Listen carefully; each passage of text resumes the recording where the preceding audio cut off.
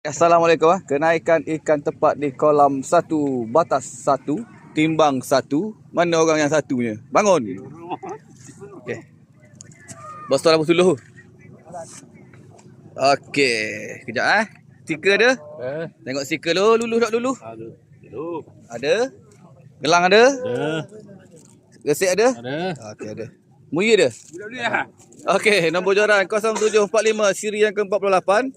Berat ikan 3400 timbang 1. Okey. Orang kiri lulus. Luluh jauh ni luluh hok. Alamak. Kanan lulus. Lulus. Okey, lulus luncur. Okey, assalamualaikum warahmatullahi wabarakatuh. Kenaikan ikan tepat di kolam 4 batas 4 timbang nombor 5. Mempersilakan bangun. Bangun. Semangat sikit ketua.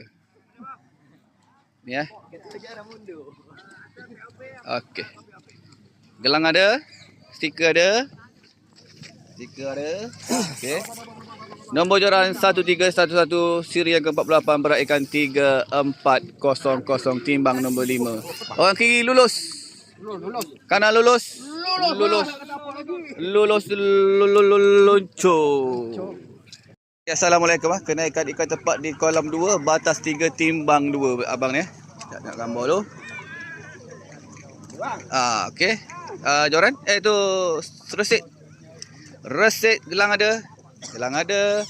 Stiker ada. Okey. Stiker ada okey. Lulus. Patam ada. Tok Pak ada. Patam. Nombor 796 siri yang ke-48 berat ikan 3400 timbang nombor 2. Nak tanya belah kiri lulus. Orang kanan? Lulus. Orang kanan lulus? Lulus. Luncur. Assalamualaikum. Kenaikan ikan tepat di batas 3, kolam 3 timbang 3. Okey. Ni ada dia. Tengok gambar sikit. Ni. Resip ada. Stiker ada. Gelang ada. Okey, complete set ada. Lulus. Berat ikan 3400 timbang 3. Nombor joran 0504 siri yang ke-48.